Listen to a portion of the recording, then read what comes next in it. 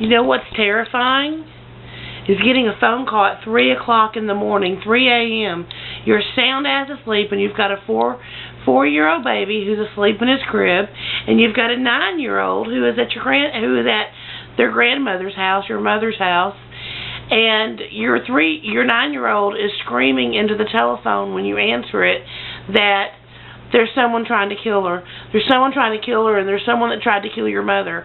And you can't comprehend it. And you're like, what? You know, you had a bad dream. Well, where's Grandma? You had a bad dream, honey. Go back to bed. You had a bad dream. Do you need Mom to come over there? And she is screaming, yes, I need you to come over here. Someone is trying to kill me, and someone tried to kill Grandma. And your mother is in the background screaming, Rachel, are they gone? Rachel, are they gone? You know, and you can't wrap your mind around it. And I finally did figure out what was going on, and I called a friend, and I said, you've got to come be with the baby, and I locked the door, and they knew where my key was, so they could let themselves in. I said, someone has apparently broke into my mom's house, and my mom's been attacked, and I don't know what's going on, and I've got to get over there. And I remember picking up a baseball bat that I keep by the front door and walking in the front door, walking across the apartment complex and into my mom's front door, and there was a gentleman standing there in the living room, and I put the bat right in his face, and I said, who the hell are you? And he's like, hey lady, I'm just a neighbor, I came over to help when I heard the screaming. And my mother is sitting in a recliner in a white nightgown that is completely saturated in blood. It is all coming from her face, and she it's like, I need my glasses, they're in my bed, what he hit me with is in the bed, and I take off, and I go to the back room, and I'm like, Mom, there's nothing in your bed, I can't find your glasses, and there's nothing in your bed, and my daughter's getting a washcloth, and this guy, he takes off, I hear the front door, and he's gone. And what had happened is, what turns out, is this guy knew that my mother worked at a store and had a deposit, and pretty much the layouts of the apartments are the same. And he had planned on coming in on my mom and getting money for drugs.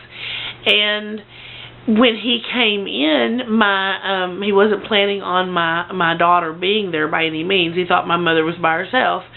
And he went in, and my mother, apparently she's a light sleeper, and she heard something, or somebody bumped the bed or something, and he just had something in his hand that we think was a ball hitch off of a trailer, or an old ice shaver, and just started tearing into her face and hitting her anywhere he could hit her. My daughter wakes up hearing someone screaming and scuffling and fussing, runs into my mother's room, and there's this man on top of them just wailing and beating the hell out of her, and my daughter screaming, Grandma, and my mother screaming, run, run. So my daughter takes off running. This guy realizes there's someone else in the house. He panics more, comes after my daughter, takes off and goes up underneath a table that's got a blanket on it, and he looked her dead in the eye, and I think he would have come after her, except for other doors started opening, because it was an apartment complex, so other doors started opening, and he bolted.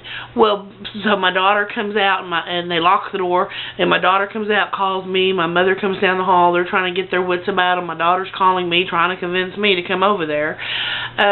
Then they hear a knock on the door, and it's the neighbor across the way, and they let him in, and he's trying to get a washcloth for my mom, and my mom says, he says, do you need a washcloth? And she says, yes. And instead of going to the kitchen, which is right there, he takes off, makes a beeline straight for her bedroom, gets her a washcloth, and brings it back. At that point, I walk in, I'm putting a bat in his face. What had happened is he was her attacker. He had come back for the weapon that he had left in her bed. When he offered her a washcloth, he went to her room to get it and to retrieve the item, and then left and ditched it. We know who he was, but he was never prosecuted. He knew my daughter saw him and stalked us, and we ended up moving out of an apartment. We actually lived in an apartment for the next 2 years that was upstairs, and we slept with every light on. We still sleep with a lot of lights on, but it's better because my kids feel more protected that way. My daughter does. And my mother had over 200 stitches in her face and stuff. She's been crippled in her leg ever since, a memory situation, and it all come down to drugs, and it all come down to knowing someone within our family that you know, had just talked too many times about the wrong things, and they took full advantage of it. And it was a real scary thing, and it's something my little girl has stored in her memory banks, and she's frightened and she's paranoid, and my mother's crippled, and it was a horrible night. So you just got to be more careful about letting people know if you've got money on you and what your plans are. I thank God they're alive, but that was a horrible night.